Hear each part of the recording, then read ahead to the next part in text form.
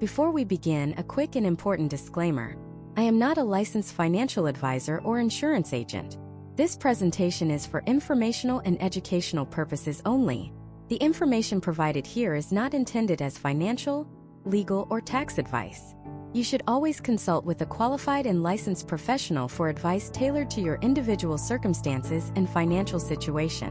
Think of this video as your comprehensive guide to understanding the landscape, so you can have a much smarter conversation with that professional. Let's be honest. You're over 50. The kids might be out of the house or close to it. You're starting to think more about retirement than your next promotion. And then late one night, a thought creeps in. It's quiet, but it's persistent. What if? What if something happens to me? Is my spouse, my partner, my family, are they going to be okay? And right on the heels of that thought comes the second, more cynical one. It's too late. I'm too old. Getting life insurance now would cost a fortune. If I can even qualify. That single thought, that assumption that it's too late, is one of the most expensive financial mistakes a person in their 50s, 60s, or even 70s can make in the United States. And today we are going to completely dismantle it. We are going to shatter the myth that it's too expensive, too complicated, or that your health automatically disqualifies you. By the end of this presentation, you will have a crystal clear roadmap. You will understand your options better than 99% of people your age. You will know exactly what questions to ask, what traps to avoid, and how to find the right protection for your family without getting ripped off. This isn't about fear. It's about empowerment.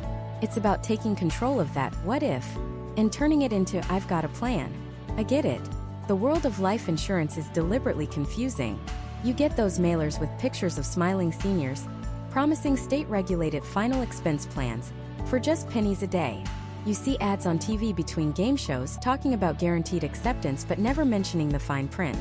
It's a jungle of jargon term whole life, universal, final expense, guaranteed issue. It's designed to overwhelm you, to make you feel like you need to just trust the first friendly voice on the phone. We're not doing that today. Today we're pulling back the curtain. To make this simple, we're going to tackle the 3 fundamental questions that you need to answer. First, do I actually still need life insurance at this stage of my life? Second, what are my real options? What are the main types of policies and which one is right for my situation? And third, how do I find the best deal? How do I navigate the application process and make sure I'm getting the best possible rate? We're going to walk through each of these step by step. So let's start with that first, most important question. Do you even need it? The answer isn't the same for everyone. A 52-year-old with a mortgage and a non-working spouse has very different needs than a 68-year-old who is financially independent with grown, successful children. So let's break it down into the most common reasons people over 50 seek out life insurance. See which of these scenarios sounds like you. The first and biggest reason is income replacement for a surviving spouse. This is the classic purpose of life insurance. If you were to pass away tomorrow, would your spouse's financial world collapse? Would they be able to maintain their current standard of living on their income alone, plus whatever Social Security they might receive? Think about it honestly. Not just paying the bills, but living. Would they have to sell the house? Would they have to give up travel plans you made together? Would they have to go back to work when they should be enjoying retirement? If your income or your pension is a critical piece of your household's financial puzzle, then life insurance isn't a luxury. It's a necessity. It acts as a bridge, creating a tax-free lump sum of cash that can replace your income for a set number of years, allowing your loved one to grieve without the added terror of financial ruin. The second major reason is debt, specifically the mortgage.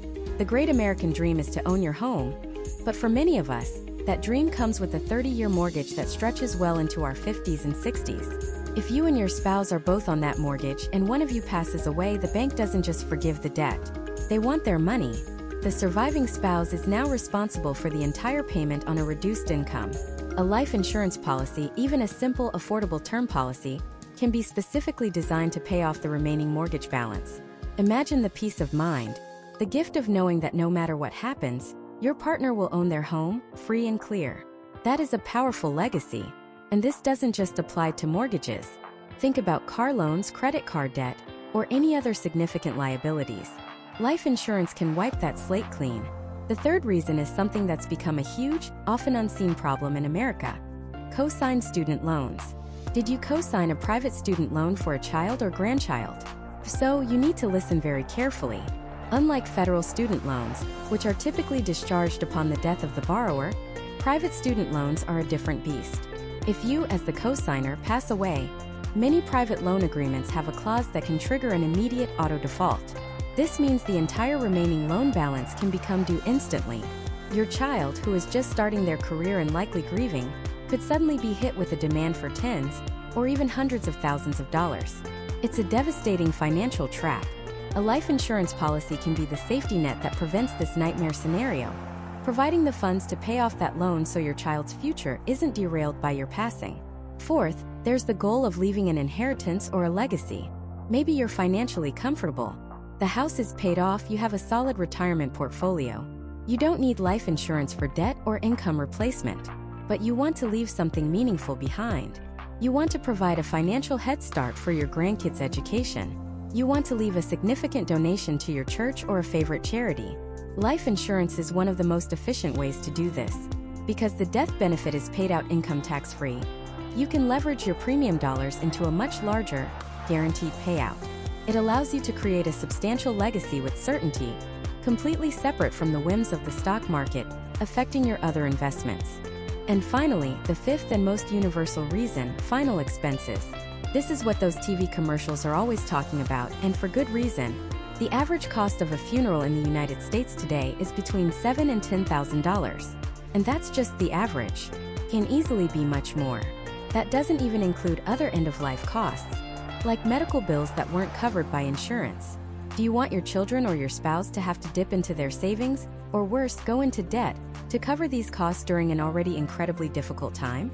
A smaller final expense or burial insurance policy is designed specifically for this. It's typically easier to qualify for and provides a modest death benefit, say $10,000, $15,000, or $25,000, to ensure that your final wishes can be carried out with dignity, without burdening the people you love most. So take a moment and think. Income replacement, paying off the mortgage, covering cosign loans, leaving a legacy, or simply handling final expenses. Do any of those resonate with you? For most people over 50, at least one of them does. The key is to stop thinking of life insurance as a vague, scary concept and start seeing it for what it is: a financial tool. It's a tool you use to solve a specific problem and protect the people you care about. Identifying your why is the single most important step in this entire process. Because once you know exactly what problem you're trying to solve, you can then move on to the next logical question, which is what we're about to cover. What is the right tool for the job? What are the actual types of policies?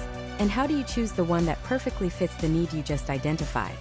Alright, let's break down the toolbox. Think of life insurance not as one single thing, but as a collection of highly specialized tools. You wouldn't use a hammer to saw a board, and you wouldn't use a screwdriver to pound a nail. The same logic applies here. The biggest, most fundamental division in this toolbox separates everything into two main categories: term life insurance and permanent life insurance. Understanding this single distinction is the most important step you can take.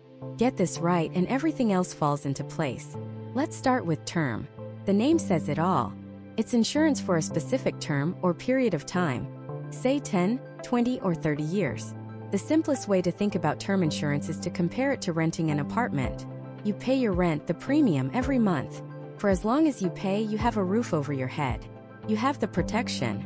But if you stop paying, you're out. And at the end of your lease, the agreement is over. You don't own the apartment, you haven't built any equity, and you can't sell it. You were simply paying for the security of having a place to live for a specific period. Term life insurance works exactly the same way. You pay your premiums for the length of the term.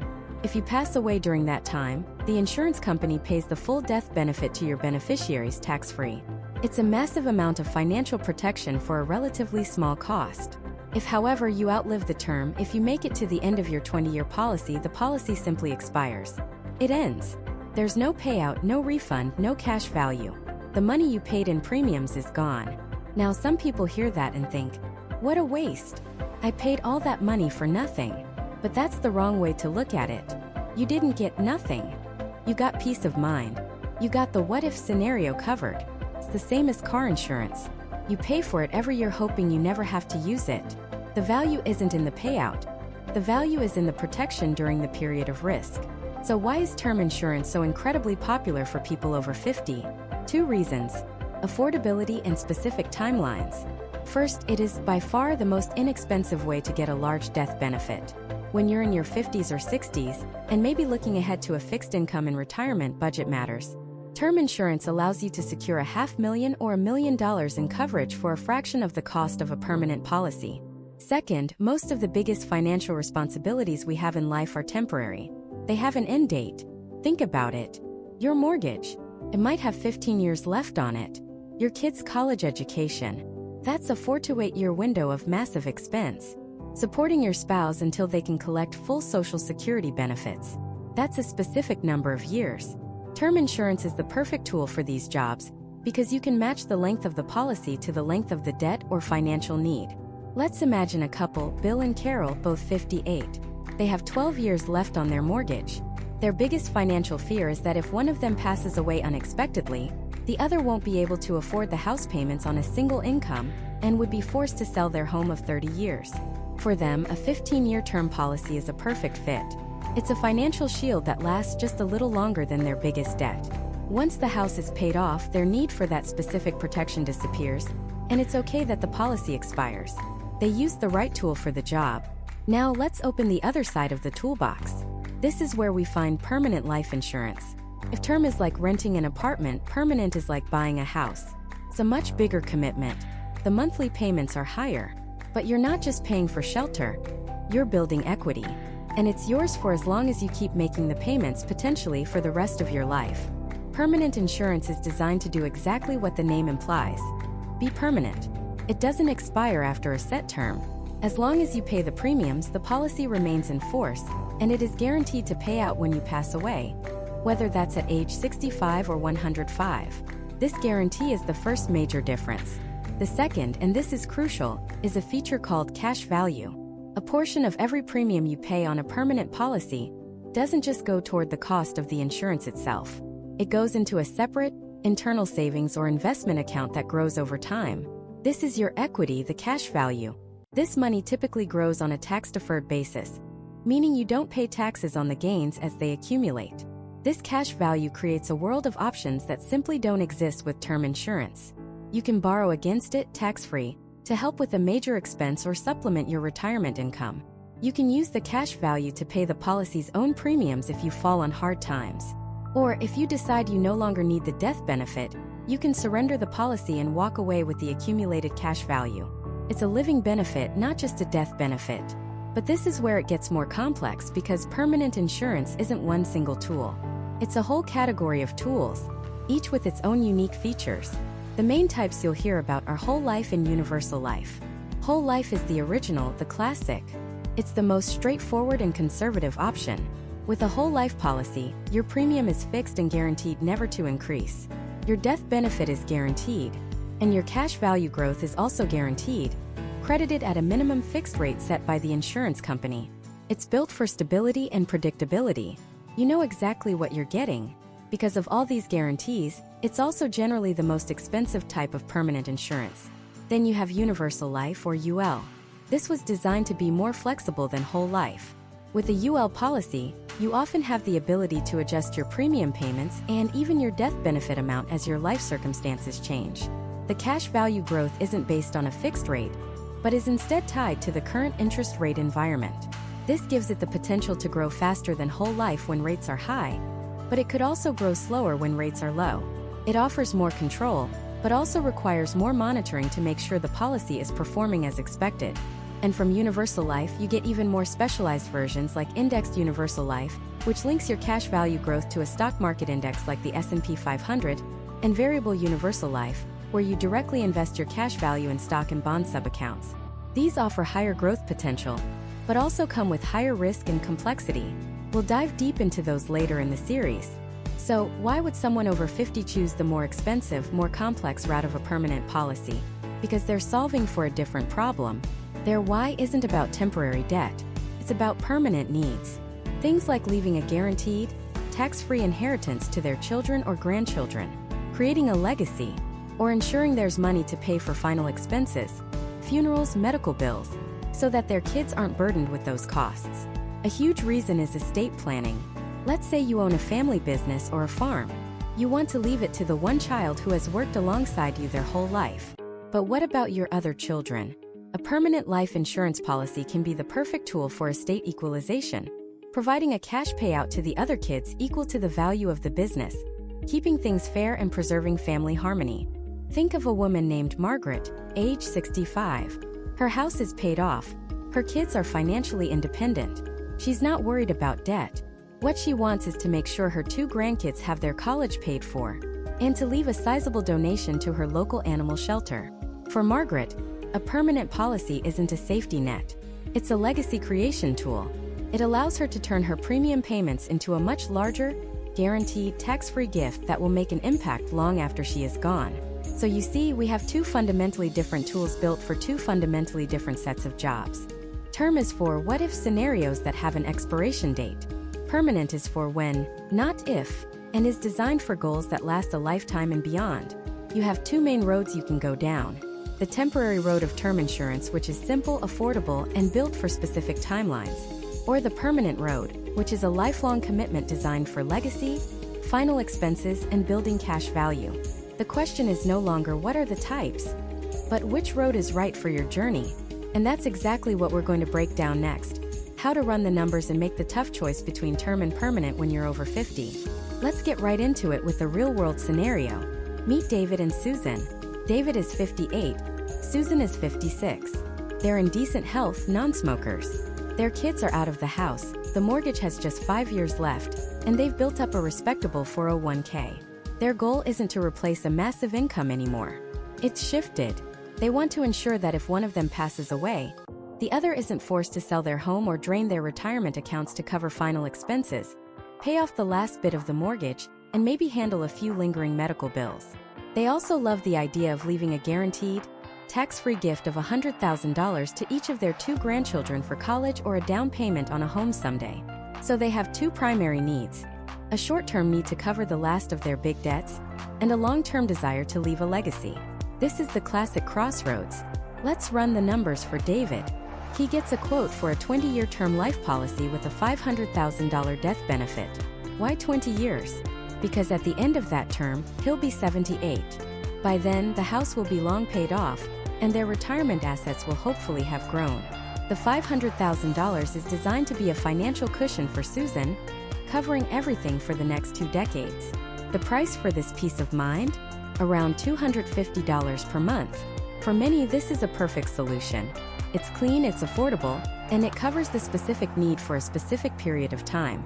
For $250 a month, David ensures that if he passes away anytime before he's 78, Susan gets $500,000 tax-free. Problem solved. Case closed. But what if it isn't? This is where you have to think like a chess player, not a checkers player. You have to look a few moves ahead. What happens on David's 78th birthday? The policy expires. It vanishes. Poof. He's paid $60,000 in premiums over 20 years, and now he has nothing to show for it, which, by the way, is a good thing. It means he lived. That's the whole point of term insurance. But what about his other goal? The legacy for the grandkids? That goal hasn't vanished. And what if David lives to be 90? He's now spent 12 years with 0 life insurance coverage. If he passes away at 90, the legacy he wanted to leave is gone, unless he saved it elsewhere. And if at age 78 he decides he still wants coverage, getting a new policy at that age would be astronomically expensive, if he can even qualify for it medically. He's essentially priced out of the market. The term policy solved the short-term problem beautifully, but it left the long-term desire completely unaddressed. This is the term trap for older applicants. It feels so right and so affordable upfront that it's easy to ignore what happens when the clock runs out. So David and Susan asked their agent to run the other set of numbers. A whole life policy.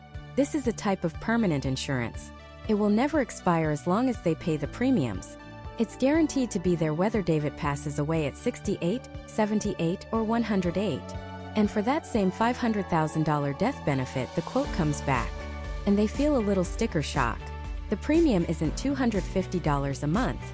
It's closer to $1,800 a month, 7 times the cost. Seems insane. Why on earth would anyone choose the $1,800 option when the $250 option is right there? This is the moment of truth where most people throw their hands up and just pick the cheap one. But the reason for the price difference is the most important concept to understand. You're not just buying a death benefit anymore. You're buying two things: a guaranteed death benefit and a savings vehicle, all wrapped in one. A portion of that $1,800 premium is going to the pure cost of the insurance, just like with the term policy. But another significant portion is going into a built-in savings account called cash value. This cash value grows at a guaranteed, tax-deferred rate every single year. It's like a forced savings plan. Think of it like renting a house versus buying one. The $250 a month for the term policy is like rent. You get a roof over your head, but at the end of the lease you walk away with nothing. The $1,800 a month for the whole life policy is like a mortgage payment. A chunk goes to interest and taxes, the cost of living there, but another chunk goes to building equity. Your equity is the cash value. It's your money. After 10 or 15 years, David's whole life policy might have $100,000 or more in cash value. This is a living benefit. He can borrow against it tax-free to pay for a medical emergency or a home repair. He doesn't even have to pay it back. It'll just be deducted from the final death benefit. Or if at age 80 he and Susan decide they don't need the death benefit anymore and would rather have the cash, they can surrender the policy and walk away with its entire cash value. The term policy offers none of this flexibility. It has one function and one function only: payout if you die during the term. So the choice becomes clearer. Term is a pure expense for pure protection. Permanent is an asset you are building. Now, I know what the financial gurus on the radio are screaming right now: buy term and invest the difference. It's the most common argument against permanent life insurance, and it's a powerful one that we have to address. The theory is simple. David should take the cheap $250 term policy. Then, he should take the difference in premiums, which is $1,550 a month, and invest it himself in a good S&P 500 index fund. Let's see how that plays out. $1,550 invested every month for 20 years. Assuming a conservative average market return of 7%, at the end of those 20 years, when David is 78, his investment account would be worth over $800,000. That's far more than the $500,000 death benefit from the whole life policy. On paper, this strategy is a clear winner. You get the cheap protection you need during your working years, and you build a much larger nest egg on the side. So why doesn't everyone do this? Because we are not robots. We are human beings. The buy term and invest the difference strategy has one massive fatal flaw. It relies on perfect, unwavering human discipline for decades. First, will David actually invest that $1,550 every single month without fail for 240 straight months? What happens when the car breaks down? When the grandkids need braces? When they want to take a dream vacation to Italy? It is so easy to say, "Oh, we'll skip this month's investment, we'll make it up later." But life gets in the way. The forced nature of a whole life premium is a feature, not a bug. Compels you to save. Second, what about market volatility? The 7% average return sounds great, but it's not a straight line. There will be years the market is down 20%. What happens if David needs that money, or passes away during a major market downturn? The value could be significantly less. The cash value in a whole life policy, on the other hand, is guaranteed never to go down. It chugs along slow and steady, immune to market crashes. It offers certainty in an uncertain world. And third, there's the tax implications. The investment account will be subject to capital gains taxes when the money is withdrawn.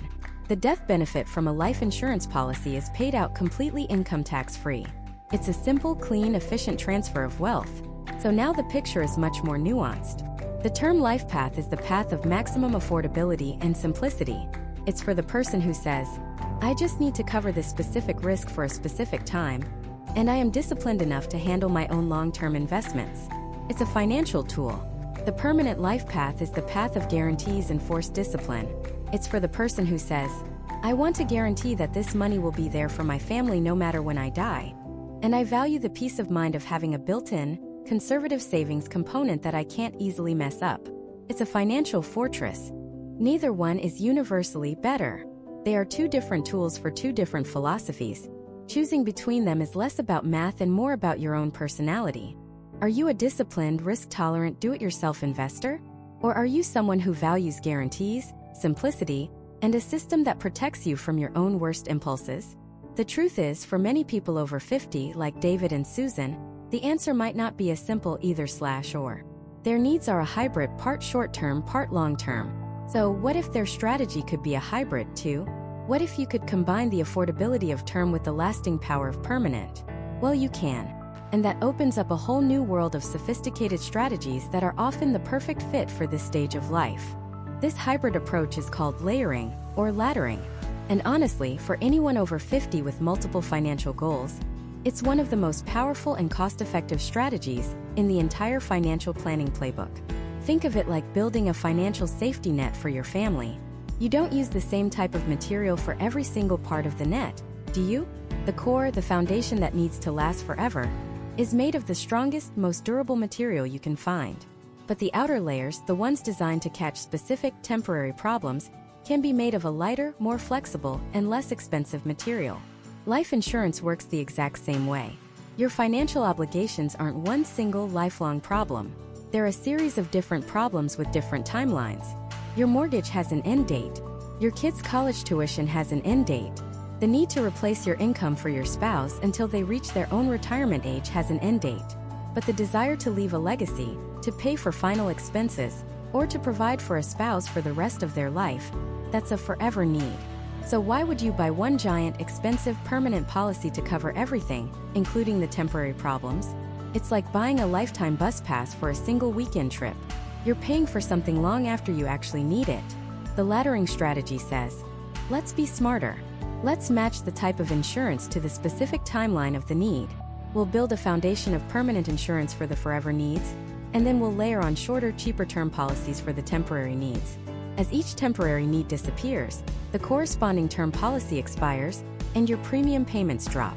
You only pay for what you need when you need it. It's a tailored suit, not a one-size-fits-all poncho. Let's make this real. Let's talk about Frank and Susan, both 56 years old. They're a classic American story. They worked hard, raised two great kids who are now out of the house, and they recently downsized into a beautiful condo they plan to retire in. But downsizing didn't mean debt-free. They have a new 15-year mortgage with a balance of $250,000. Frank is the primary breadwinner, and he plans to work for another 10 years. If he were to pass away unexpectedly during that decade, Susan would need about $500,000 to replace his income and maintain her lifestyle without having to dip into her retirement accounts too early. And on top of all that, they both agree they want to leave a guaranteed, tax-free $100,000 legacy for their grandchildren and to cover any final expenses so the kids don't have to worry. So let's add it up. They have three distinct financial needs if Frank passes away tomorrow. 1. The $250,000 mortgage, which has a 15-year timeline. 2. The $500,000 of income replacement, which has a 10-year timeline. 3. The $100,000 for legacy and final expenses. This is a forever need. It needs to be there whether Frank passes away next year or in 30 years.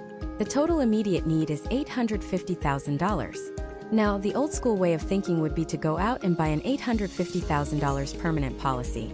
At age 56, the premium for that would be staggering.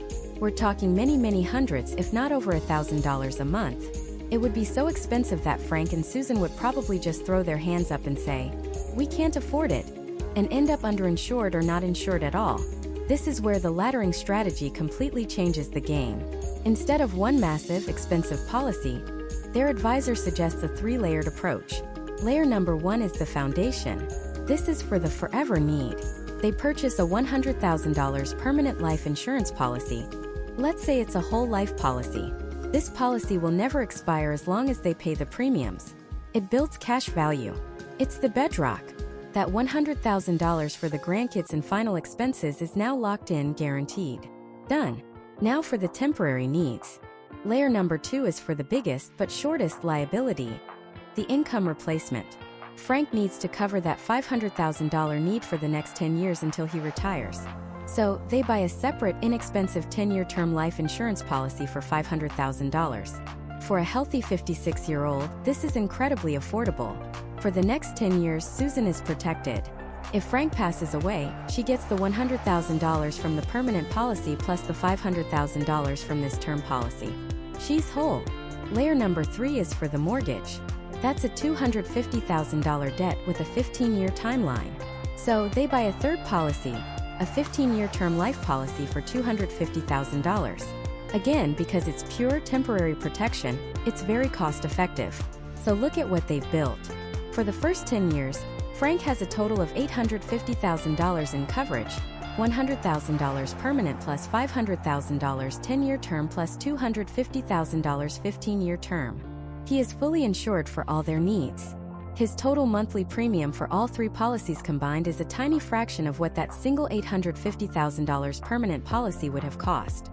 Now let's fast forward 10 years. Frank is 66. He's just retired. The need to replace his working income is now gone. And right on cue, that $500,000 10-year term policy expires. He stops paying the premium for it. It simply falls away because the need it was designed to protect has also fallen away.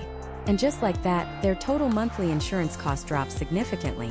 Their total coverage is now $350,000, $100,000 permanent plus the remaining $250,000 term policy, which is exactly what they still need to cover the mortgage and the final expenses. Let's fast forward another 5 years. Frank is 71. They've just made their last mortgage payment. The house is theirs free and clear. That $250,000 debt is gone. And at the same time, the 15-year term policy they bought to cover it also expires. They stop paying that premium. Their total monthly cost for life insurance drops again, and dramatically. And what are they left with? They are left with that foundational $100,000 permanent policy, the one they bought for the forever need. It's still there. It will be there when Frank is 80, 90, or 100. It will pay out guaranteed, providing that legacy they dreamed of and ensuring Susan or their kids aren't burdened with final bills. This is financial efficiency at its best. They had maximum coverage when their risk was highest, and their coverage and costs automatically decreased as their financial obligations disappeared. They never paid $1 more than they had to. They weren't overinsured in their later years, and they weren't underinsured in their crucial pre-retirement years. They had the exact right amount of coverage at every stage. This strategy is the answer for so many people over 50. It allows you to protect your family from today's massive liabilities, like a mortgage and income replacement, without breaking the bank, while still locking in a permanent benefit for the things that never go away. It's a sophisticated plan that acknowledges that life isn't static. Your needs change. Your insurance should change with you. But as I was telling Frank's story, maybe a question popped into your head. A healthy 56-year-old can get these policies. But what if Frank wasn't a picture of perfect health? What if he had high blood pressure or was a diabetic or had a heart scare a few years back? What if the idea of getting approved for 3 separate policies, or even one, feels like an impossible dream? For millions of Americans, that's the reality. They know they need the coverage, but they're terrified that their health history automatically disqualifies them. They think the door is slammed shut. But what if it isn't? What if there are entire categories of life insurance specifically designed for people who aren't in perfect health? Policies that ask fewer medical questions or in some cases, none at all? Welcome to the world of no-exam life insurance. These policies exist for a very simple reason. Insurance companies know that a huge portion of the population over 50 isn't running marathons or bench pressing their body weight. They've lived life. And life leaves its marks, a little high blood pressure, some cholesterol medication, maybe a few extra pounds. These policies are the insurance industry's answer to reality. They are built for real people, not for super athletes. There are 2 main categories we need to unpack, and understanding the difference between them is absolutely critical. It's the difference between paying a fair price and paying way too much. The first is called Simplified Issue, and the second is Guaranteed Issue. Let's start with Simplified Issue because for most people with some minor to moderate health concerns, this is the sweet spot.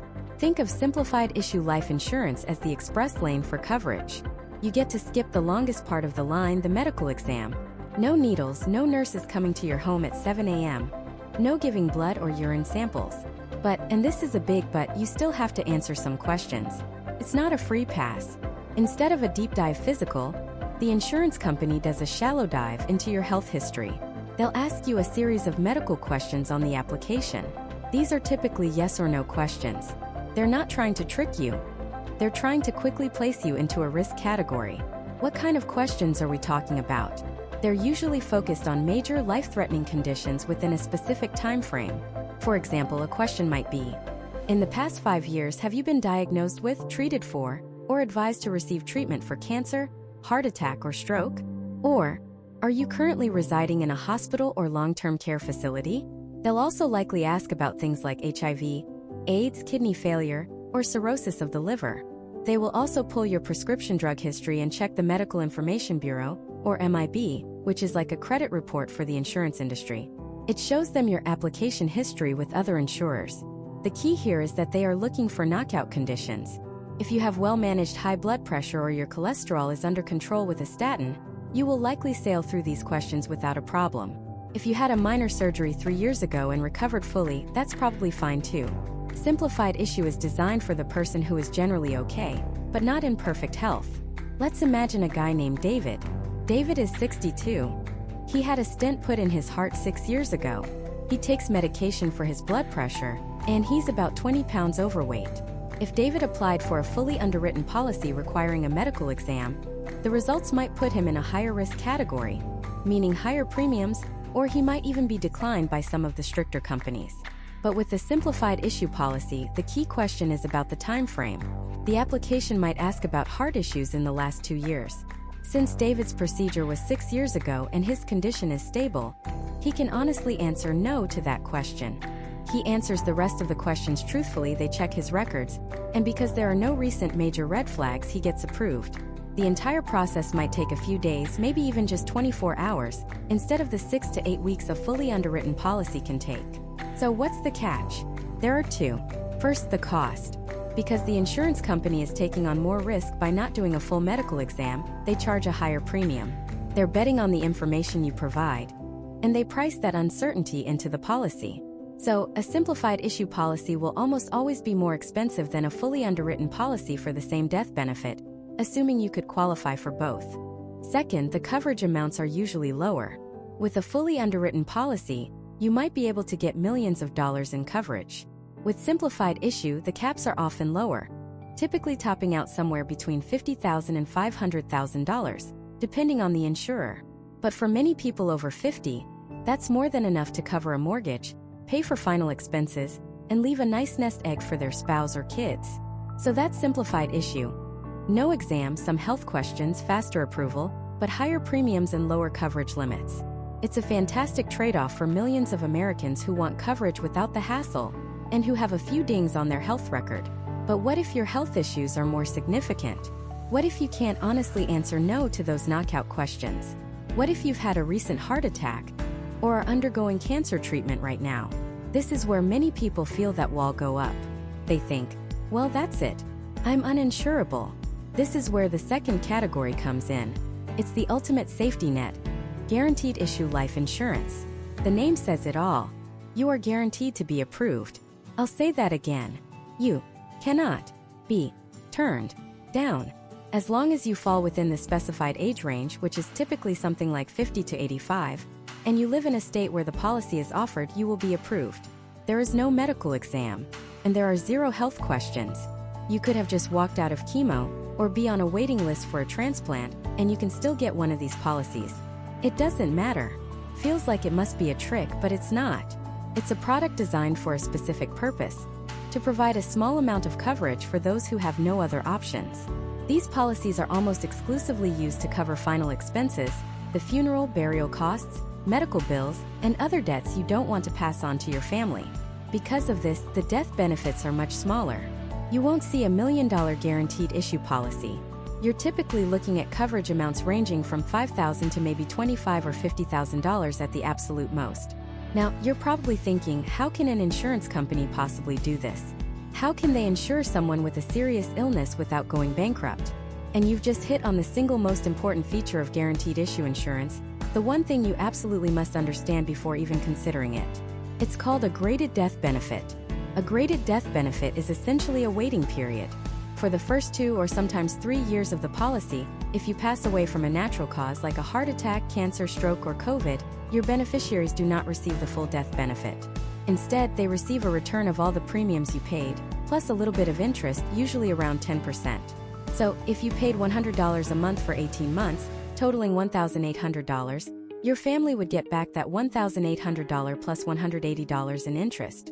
However, and this is a key distinction, if you die from an accidental cause during that graded period like a car crash, the policy pays out the full death benefit from day one. After that 2 or 3 year graded period is over, the policy matures. From that point forward, it doesn't matter how you pass away. Your beneficiaries receive the full 100% tax-free death benefit. The insurance company is making a calculated bet. They're betting that you will live past that 2 or 3 year mark. If you do, they've been collecting premiums and can afford to pay the claim. If you don't, they're protected by only having to return the premiums. It's a massive trade-off. Because of the guaranteed acceptance and this graded benefit, these are, dollar for dollar, the most expensive type of life insurance you can buy. A healthy 60-year-old might pay $50 a month for a $50,000 simplified issue policy. A 60-year-old with serious health issues might pay over $150 a month for a $25,000 guaranteed issue policy. The price is significantly higher for less coverage. So let's be crystal clear. Guaranteed issue should be your last resort. It's the option you turn to only after you have exhausted all other possibilities. You should always try for a fully underwritten or a simplified issue policy first. But for someone who has been declined everywhere else, a guaranteed issue policy can be a godsend.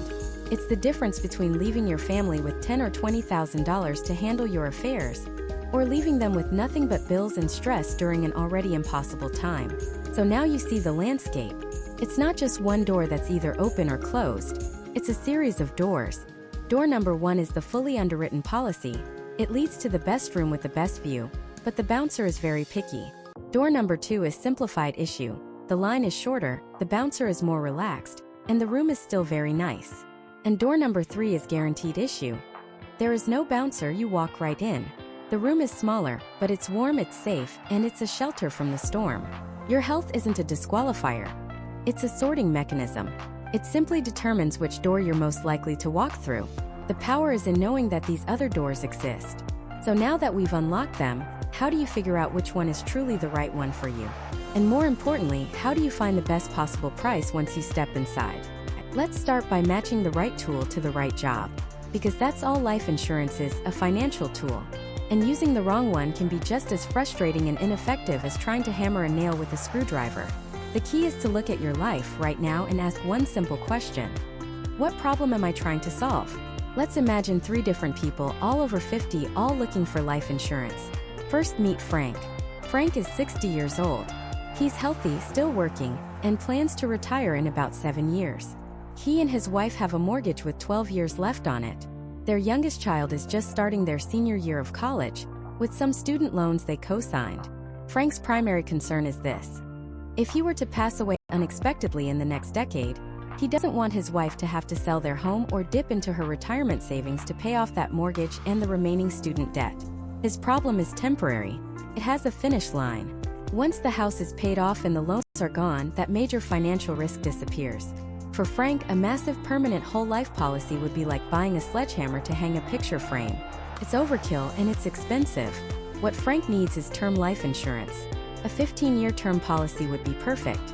It would cover him past the end of the mortgage and well past his retirement date. It's incredibly affordable because it's pure protection for a specific period. He's not paying for cash value or lifelong coverage he doesn't need. He's buying a financial safety net for the exact length of time he needs it. He's solving his specific problem. Now let's meet Brenda. Brenda is 64. She's a widow, her house is paid off, and her kids are grown and financially independent. She has a good pension and a healthy 401k. Her problem isn't about debt. Her problem is about legacy. She has 2 grandchildren she adores, and she wants to leave them a significant, tax-free gift that can help them buy a first home or start a business someday. She also wants to make sure that her own funeral costs, which she knows can easily run $10,000 to $15,000, are completely taken care of, so her children don't have to face a single bill during a time of grief. For Brenda, a term policy is the wrong tool. It would eventually expire, and her need is permanent.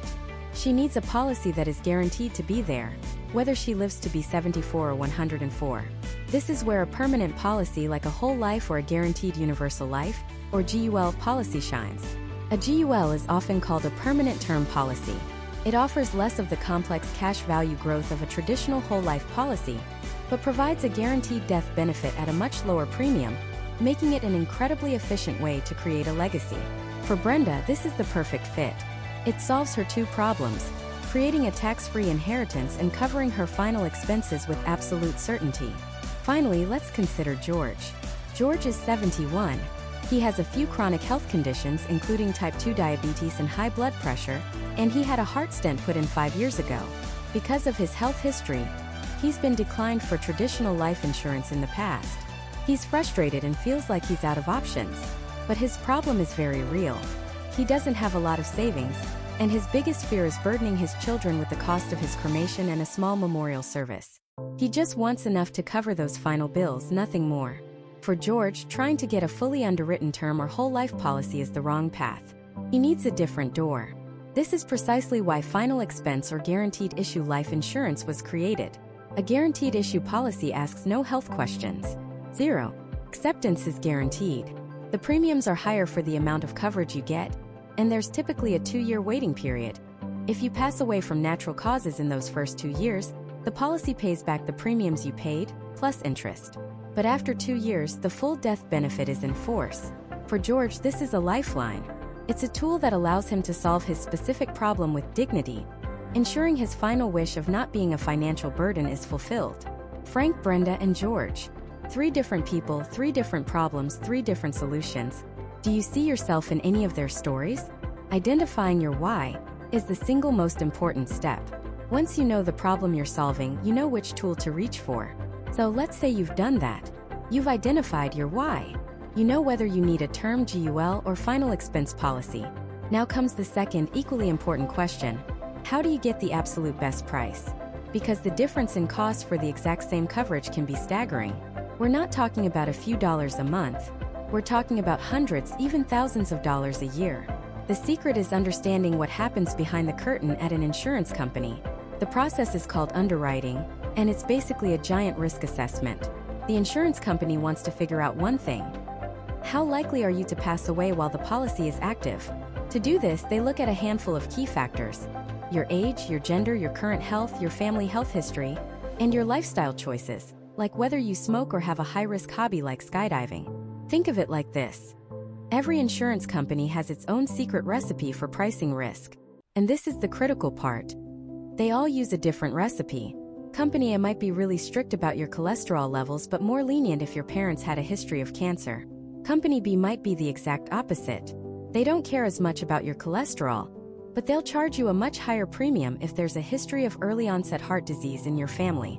Company C might offer incredible rates for people who have their diabetes well controlled with medication, while Company D lumps all diabetics into a higher risk, higher cost category.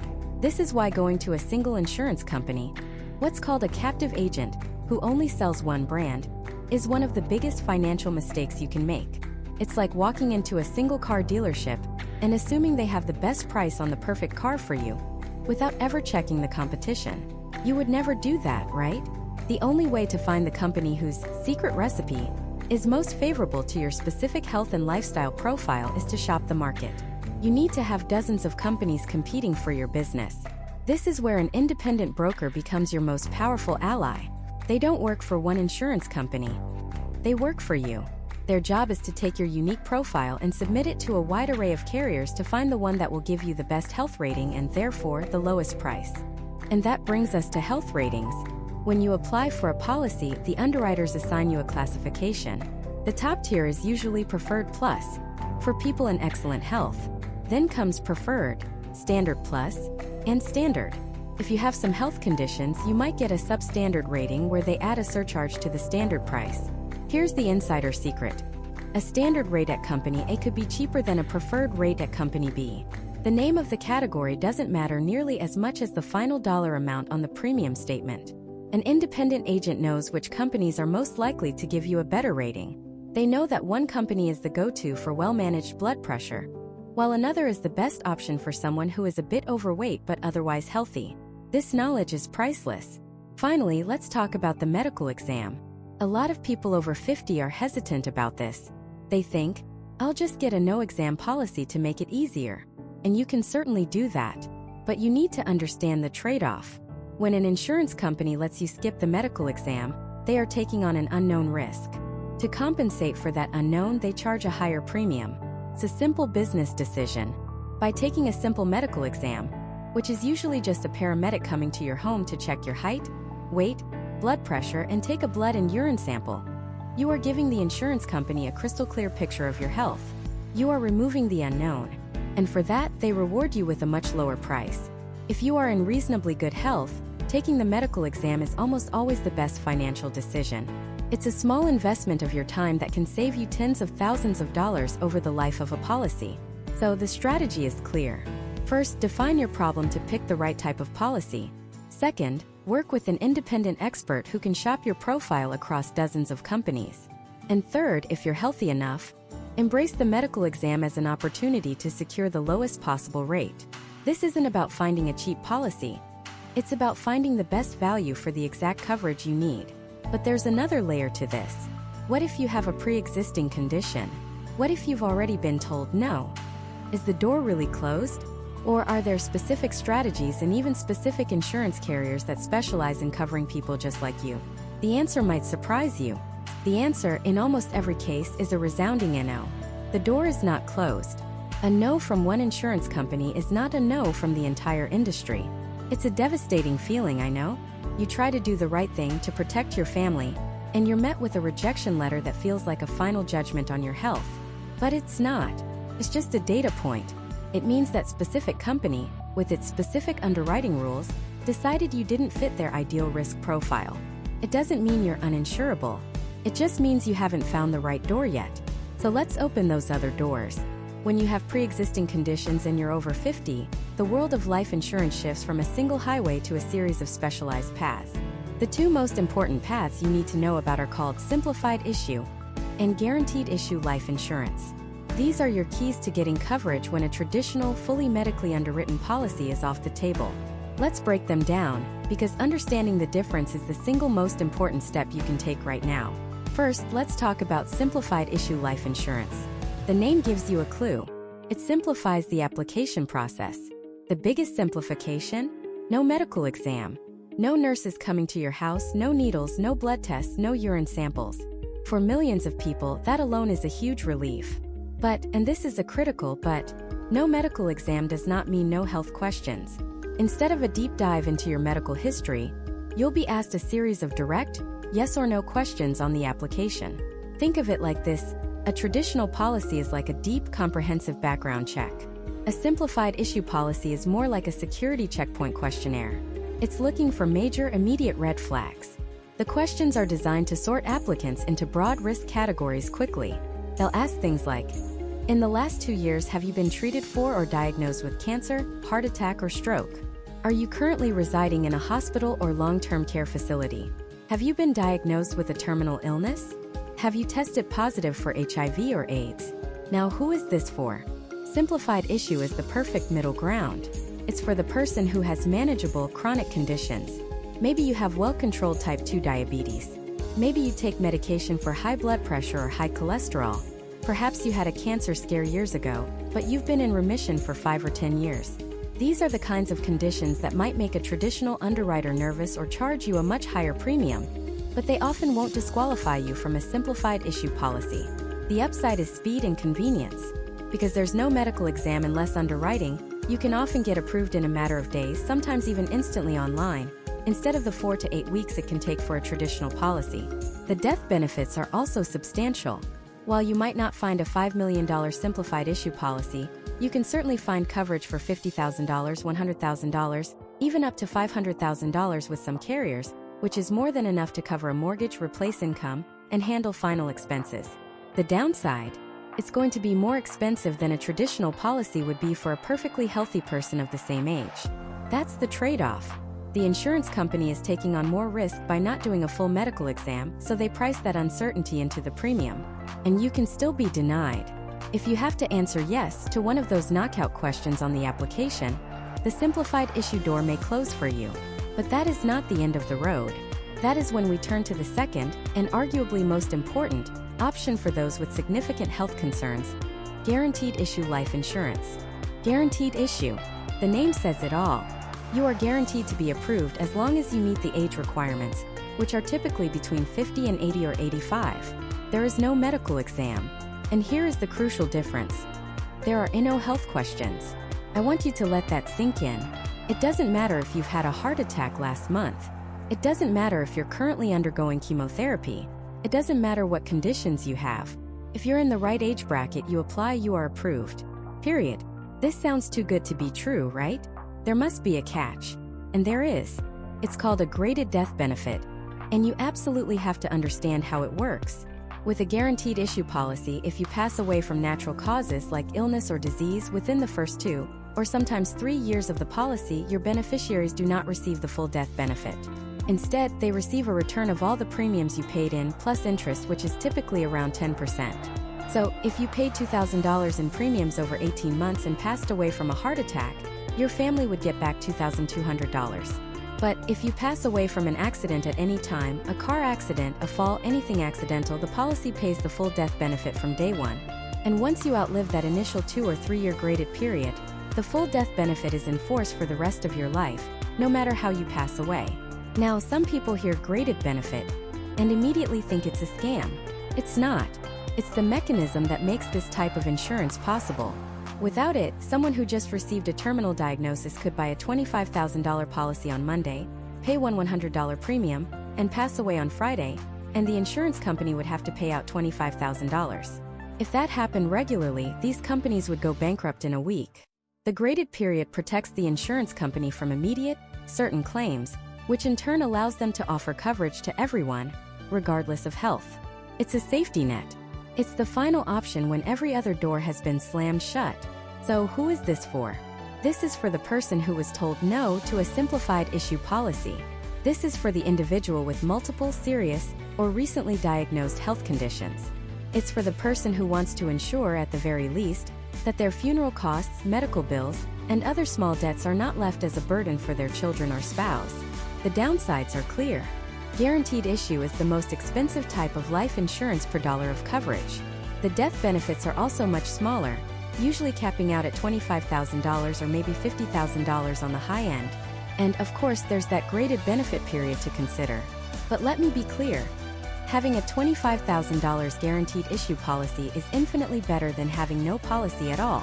It's the difference between dignity and debt for the family you leave behind. It's peace of mind in a bottle. So, you see, a pre-existing condition isn't a dead end. It's a fork in the road. For moderate conditions, the simplified issue path offers a great balance of convenience and meaningful coverage. For more serious conditions, the guaranteed issue path provides a crucial, unbreakable safety net. The key is knowing which path you qualify for and which company, which specific carrier, looks most favorably on your unique health situation. Because one company might automatically decline someone with diabetes, while another that specializes in that market might offer them a simplified issue policy at a reasonable rate. The industry is not a monolith. Finding that right fit is everything. But that brings up the next critical question. We know these policies exist, but how much do they actually cost? How do you shop for them effectively without getting taken advantage of? And what are the hidden application traps, the simple mistakes people make, that can get you an automatic denial even when you think you should be approved? Navigating that minefield requires a strategy, and that's exactly what we're going to build next. The first and most lethal mine in this field is what I call the memory trap. It's when you treat the life insurance application like a casual conversation instead of a legal deposition. The agent asks, "When was your last physical?" And you say, "Oh, I think it was last spring sometime." Or they ask, "What medications are you on?" And you list the 2 you take every day but forget the one your doctor prescribed for a short-term issue 6 months ago. This isn't just about being forgetful. To an underwriter, I think, or sometime around then, are giant red flags. They don't see an honest mistake. They see ambiguity, and ambiguity equals risk. What you have to understand is that the underwriter isn't just taking your word for it. They are cross-referencing everything you say against a massive web of data. They pull your records from the MIB, the Medical Information Bureau, which is like a credit report for your health history shared among insurance companies. They pull your prescription history, often going back 7 to 10 years. They'll even check your driving record from the DMV. When your "I think it was last spring" turns out to be 2 years ago according to your doctor's records, a discrepancy is flagged.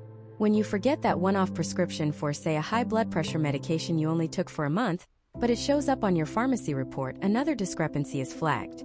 A couple of these innocent memory lapses and the underwriter's entire perspective shifts. They're no longer looking at an applicant, they're looking at a puzzle with missing pieces. And their solution is simple: deny. It's easier and safer for them to say no than to waste time investigating someone whose story doesn't add up. In a worst-case scenario, if the discrepancies look intentional, they could even flag you for potential fraud, making it nearly impossible to get coverage anywhere. So, how do you sidestep this trap? You do the work up front.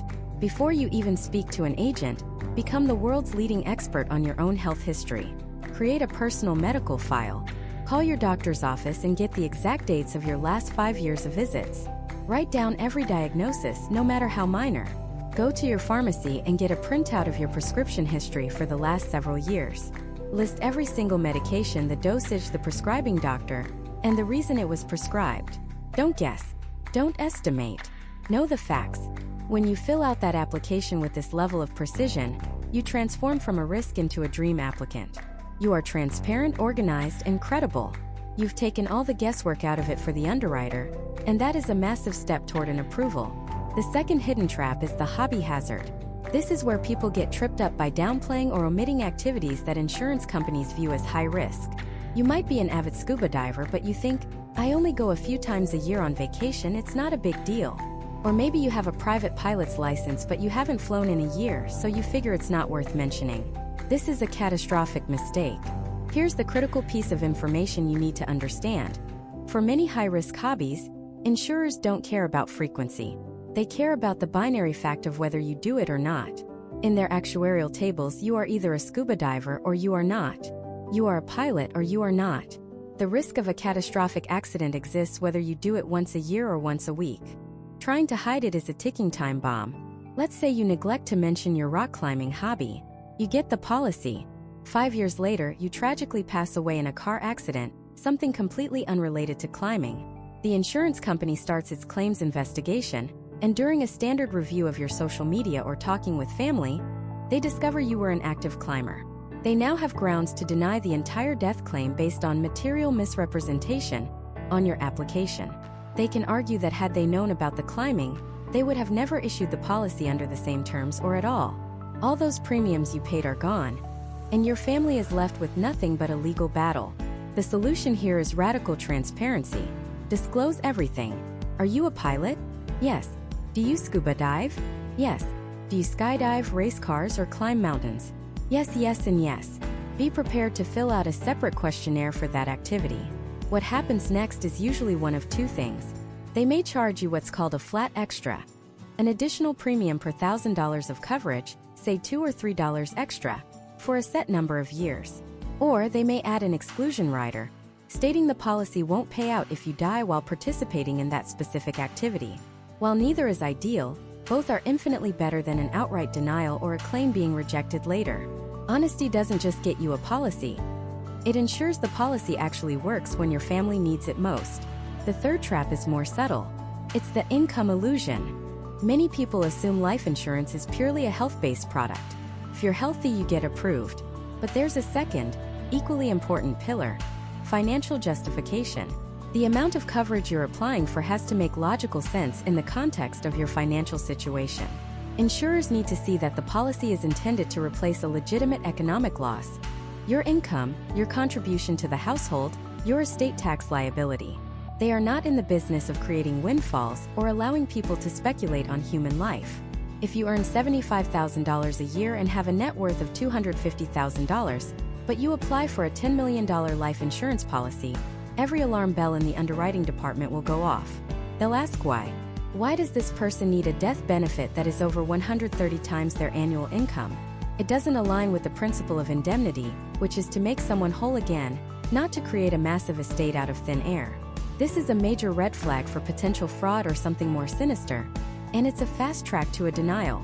The strategy here is to be realistic. Work with a good agent to determine an appropriate amount of coverage. A common rule of thumb is 10 to 20 times your annual income, but it can be more if you have significant debt, business-related needs, or estate planning goals. For larger policies, especially over $1 million, be prepared to provide financial documentation. This isn't them being nosy. It's them doing their due diligence.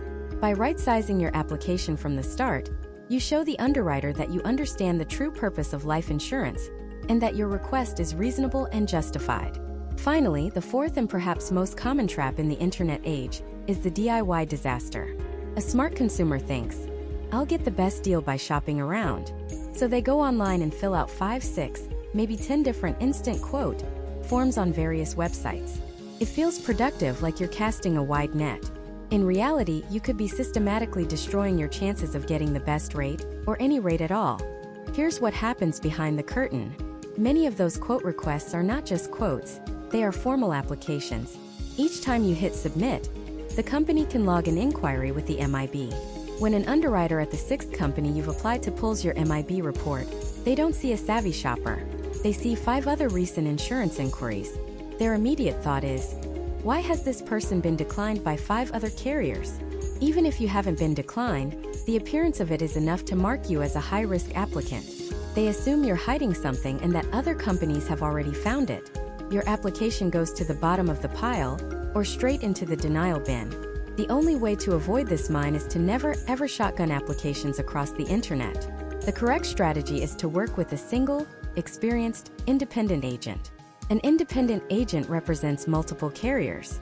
They can take your specific profile, your health, your hobbies, your finances, and shop it informally with dozens of underwriters without submitting a formal application. They can have candid conversations, asking, how would you hypothetically rate a 58-year-old male with well-controlled type 2 diabetes who enjoys recreational boating? Based on that informal feedback, they can identify the 1 or 2 carriers that will view your case most favorably, and only then do you submit a formal application to the most promising one.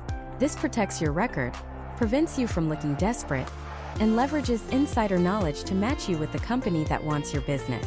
Avoiding these 4 traps, the memory trap, the hobby hazard, the income illusion, and the DIY disaster, is the difference between a smooth approval and a frustrating automatic denial. It's about preparation, transparency, realism, and strategy. But let's assume you've done all this. You've built your strategy, you've sidestepped the mines, and your application is on the underwriter's desk looking perfect. There is still one major hurdle that can dramatically impact your final premium price: the medical exam. Most people treat it like a simple doctor's visit, but that's a costly mistake. What you do in the 48 hours leading up to that exam can mean the difference between a preferred plus rating and a standard rating. A difference that could cost you tens of thousands of dollars over the life of your policy. There's a specific playbook to follow, a series of simple steps that can optimize your results in ways the insurance companies hope you don't know. And that's exactly what we're breaking down next. This playbook isn't about cheating the system. It's about understanding the game so you can play it to your advantage. The insurance underwriter is the referee, and your application is your performance on the field. Your goal is to present the absolute best, most accurate version of yourself to get the best possible rate. So let's open up the playbook. Step 1 is what I call the pre-game physical. Before you even think about filling out an application, you need to get a clear, current snapshot of your health. Why? Because the insurance company is going to. They will pull your medical records, check your prescription history, and almost certainly require a medical exam. If you walk into this process blind, you're giving them all the power. You're letting them define your story. Don't do that. Instead, schedule a visit with your primary care physician at least 3 to 6 months before you plan to apply for life insurance. Get a full workup. Blood pressure, cholesterol levels, A1C for blood sugar, the works. This serves 2 critical purposes. First, it gives you a baseline. If your blood pressure is a little high, you now have a window of time to work with your doctor to manage it through diet, exercise, or medication. The same goes for cholesterol. Showing an underwriter that you have a condition that is well managed and under a doctor's care is infinitely better than them discovering an unmanaged condition you weren't even aware of. This proactive step can be the difference between a standard and a preferred rating, a difference that translates to hundreds, if not thousands of dollars a year. Second, it creates a positive recent record. An underwriter seeing a clean bill of health from a recent checkup is far more reassuring than looking at records that are 5 years old. You are taking control of the narrative. Step 2 in the playbook is called becoming a ghost. This might sound mysterious, but it's incredibly practical. Do not, under any circumstances, go directly to a single insurance company's website and start plugging in your personal information to get a free quote. When you do that, you're not just getting a quote. You are creating a digital record. Your information, including any health details you enter, can be logged and shared. If that company declines you or gives you a sky-high quote, that data point can follow you around. It gets entered into a massive database shared by insurance companies called the MIB. or Medical Information Bureau. Think of it as a credit report for your insurance history. A declination or a bad rating on that report can become a red flag for every other company you apply to later. So how do you become a ghost? You work with an independent broker. An experienced independent broker is your secret weapon. They have access to dozens of insurance carriers. They can take your information, anonymously at first, and shop it around to find the companies that are most favorable to your specific health profile and age. Some carriers are more lenient with well-managed diabetes. Others are more friendly to people with a history of high blood pressure. You don't know who is who, but a good broker does. They do the legwork for you, getting you tentative quotes without leaving a permanent trail in the MIB. You get the benefit of comparison shopping without raising any red flags. You remain a ghost until you and your broker have strategically selected the best company to formally apply to. This single step prevents you from making a mistake that could haunt your applications for years. Now for step 3, the honesty gauntlet. Once you've chosen a company and you're filling out that formal application, the single most important rule is radical, absolute honesty. It can be tempting to fudge the details. Maybe you say you have 2 drinks a week instead of 4. Maybe you don't mention that you smoked a few cigars last year at a wedding. You think, how will they ever know? Trust me, they will know. They are masters of data. They will pull your medical records, your prescription history, your driving record, and they will check that MIB report we just talked about. They can even access public records.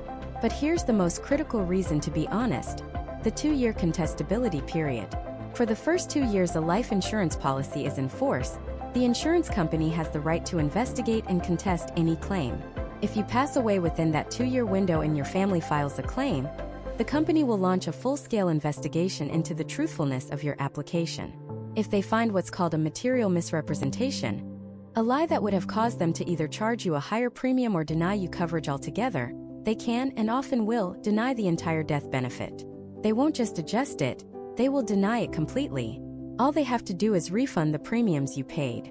Imagine your family, grieving and vulnerable, discovering that the financial safety net you spent years paying for has vanished because you weren't truthful about your smoking habits. It's a devastating and entirely avoidable scenario. Go through the honesty gauntlet. Disclose everything. A good broker can help you frame your health history in the most positive, but still truthful light. Lying is a gamble you can't afford to lose. Step 4 is about understanding the rate class ladder. When an underwriter approves your application, they don't just say yes or no. They assign you to a specific health or risk classification. Think of it as a ladder. At the very top, you have Preferred Plus or Super Preferred. This is for the marathon runners, the people in pristine health with a perfect family medical history. The premiums here are the lowest. One rung down is Preferred, for people in excellent health who might have a minor, well-controlled issue like slightly elevated cholesterol. Then comes Standard Plus and Standard, which is where most people over 50 land. It's for generally healthy individuals who may have a few common, well-managed conditions like high blood pressure. Below that, you get into what are called substandard, or rated policies, where premiums increase based on more significant health risks. Your goal using this playbook is to climb as high up that ladder as you possibly can. The difference in cost between each rung is not small. It can be a 25 to 50% jump in premiums from one class to the next. Over the 20 or 30-year term of a policy, moving from standard to preferred could literally save you $10, $20, or even $30,000. This is why step 1, the pre-game physical, is so vital. Getting your blood pressure from 145/90 down to a managed 125/80 could be the single move that bumps you up a rung on the ladder. Understanding this ladder transforms the application process from a simple pass/fail test into a strategic game where every point in your favor saves you real money. Finally, we have step 5, the master level move, the reconsideration gambit. Let's say you did everything right, but the insurance company comes back and offers you a standard rating when you and your broker were expecting preferred. Many people just sigh and accept it, thinking that's the final word. It's not. You have the right to ask for a reconsideration. This is where your independent broker becomes your champion. You can work with them to build a case. Maybe the underwriter overlooked a recent doctor's note showing significant improvement in a health condition. Perhaps you've lost 15 pounds since your medical exam and have new blood work to prove it. You can gather this new evidence and have your broker formally submit it, requesting the underwriter to take a second look and reconsider your rate class. This isn't a guaranteed win, but you would be shocked at how often it works. Underwriters are human. They review hundreds of files and can sometimes miss details. A polite, professional, evidence-based appeal can often lead them to upgrade your rating, saving you thousands. The reconsideration gambit is about refusing to be a passive participant. It's about knowing your rights and using the system to your advantage. It proves that the first offer isn't always the final offer. By following this 5-step playbook, the pre-game physical, becoming a ghost, the honesty gauntlet, understanding the rate class ladder, and executing the reconsideration gambit, you fundamentally shift the power dynamic. You're no longer just a name on an application. You are a savvy, prepared consumer who knows how to secure the best possible outcome. But there's one final, crucial piece of the puzzle. It's a specific type of policy that many people over 50 overlook, one that can solve problems that traditional term and whole life policies simply can't. This often overlooked powerhouse is called a hybrid life and long-term care policy. And frankly, for many Americans over 50, it's one of the most important financial tools developed in the last 30 years. To understand why it's so revolutionary, you first have to understand the terrifying problem it was designed to solve. Let's talk about the single greatest threat to your retirement savings. It's not a stock market crash. It's not inflation. It's the catastrophic cost of needing long-term care. According to the U.S. Department of Health and Human Services, a staggering 70% of people turning 65 can expect to use some form of long-term care during their lives. And the cost? It's astronomical. The national median cost for a private room in a nursing home is now well over $100,000 per year. Assisted living can easily be $60,000 a year. Even home health care can run into tens of thousands. Now imagine you and your spouse have done everything right. You've saved diligently for decades. You've built a nest egg of, say, $700,000. You're looking forward to a comfortable retirement, leaving a nice inheritance for your kids and grandkids. Then one of you has a stroke or develops Alzheimer's and needs round-the-clock care. In just a few years, that entire nest egg, your life's work, could be completely vaporized, wiped out, gone. The inheritance you dreamed of leaving becomes a distant memory, and the surviving spouse is left facing a financially precarious future. This is the nightmare scenario that keeps millions of retirees awake at night. For years, the only solution was traditional long-term care insurance, but it had massive flaws. The premiums were incredibly expensive, and they weren't locked in. Insurers could, and often did, raise them by huge amounts year after year, forcing people to either pay the exorbitant new price or drop the policy and lose everything they'd paid in. It was a use it or lose it proposition. If you were lucky enough to stay healthy and never needed care, all that money you paid in premiums for decades was just gone. It's no wonder people were hesitant. This is where the hybrid policy changes the entire game. It's a brilliant combination of two things you need into one efficient product. It is, at its core, a life insurance policy, typically a form of whole or universal life, with a powerful long-term care rider built directly into it. Here's the magic. It completely eliminates the use it or lose it problem. Let's go back to that couple with the $700,000 nest egg. Instead of just letting that money sit in a savings account or a low-yield CD, they could reposition a portion of it, say $150,000, into a single premium hybrid policy. Immediately, that $150,000 might create a death benefit of, for example, $200,000. But more importantly, it could create a long-term care benefit pool of $400,000, $500,000, or even $600,000. Now let's play out the two scenarios. Scenario 1. One of them needs care. They can now draw from that massive long-term care pool tax-free to pay for home health aides, assisted living, or a nursing home. They are protecting their primary nest egg from being drained. The money is there when they need it most, preserving their assets and their dignity. But what about scenario 2? What if they live a long, healthy life and never need a single day of long-term care? Does the money just disappear like with old-fashioned LTC insurance? Absolutely not. Because it's fundamentally a life insurance policy. When they pass away, their beneficiaries receive the full death benefit. In our example, $200,000, completely income tax-free. Think about what just happened. They turned $150,000 into a $200,000 tax-free inheritance for their kids. They didn't lose a penny. They simply repositioned an asset from one bucket to another, and in doing so, they created leverage and protected themselves against the single biggest financial risk in retirement. There is no wasted money. Either you use it for care, or your family gets it as a legacy. It's a win-win. This is why it's such a perfect fit for the over 50 demographic. This is the time in your life when you have the clearest picture of your assets. You might have a paid-off home. You have retirement accounts that have been growing for decades. You're starting to think less about accumulation and more about preservation. How do I protect what I've worked so hard to build? A hybrid policy allows you to take a portion of your safe, conservative money that's likely not earning much anyway, and give it a triple-duty job. It grows, it protects you against long-term care costs, and it passes to your heirs tax-free if you don't need the care. It solves the psychological barrier, too. Nobody wants to buy insurance for something they hope never happens. But everyone wants to leave a legacy. By framing it this way, you're not just buying a policy, you're guaranteeing an outcome. You're ensuring that whether you get sick or stay healthy, your financial plan remains intact and your family is taken care of. So, as we bring this all together, let's look at the complete picture we've painted. We've journeyed through the entire landscape of life insurance after 50. We started with term life, the simple, affordable solution for covering temporary, specific needs, paying off the last few years of a mortgage, replacing income until your spouse can claim full Social Security, or ensuring college funds are secure. It's like renting an apartment.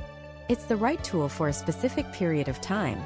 Then we explored the world of permanent life insurance, like whole and universal life. This isn't about temporary needs. This is about permanent guarantees. This is for creating a legacy, for estate planning, for equalizing inheritances, for funding a special needs trust, or for ensuring there is always a tax-free pool of money to handle final expenses and leave something behind no matter when you pass away. This is like owning the home. It's a permanent asset for your family's financial foundation. And finally, we've uncovered the hybrid life and long-term care policy. This is the shield. This is the fortress you build around your retirement assets to protect them from the devastating costs of healthcare in your later years. It's the ultimate defensive strategy, ensuring that a lifetime of hard work and sacrifice isn't wiped out by a single health crisis. The decision isn't about choosing one best policy. The real strategy, the one used by savvy financial planners, is to understand what each tool is for and how they can work together. You might have a small term policy to cover the last 5 years of your mortgage, a whole life policy to leave a guaranteed legacy to your grandkids, and a hybrid policy to protect your nest egg. They each serve a distinct, vital purpose. Ultimately, this conversation has never really been about death. It's been about life. It's about how you want to live the rest of your life, with confidence and peace of mind, or with anxiety and uncertainty. It's about how you want to provide for your family, not just while you're here, but long after you're gone. Life insurance is not a piece of paper. It's a promise. It's the final check you write. It's the last love letter you will ever send. It's the tangible proof of a life lived with responsibility, foresight, and above all, with love. The single most important step you can take starting today is not to buy a policy. It's to have the conversation. Sit down with your spouse. Talk to your children. Consult with a qualified, independent professional who can help you navigate these options. Don't leave the most important financial decisions of your life to chance. Take control. Design your legacy. Write the final chapter of your story exactly the way you want it to be read. You've worked your entire life to build a secure future for yourself and your family. Now is the time to protect it.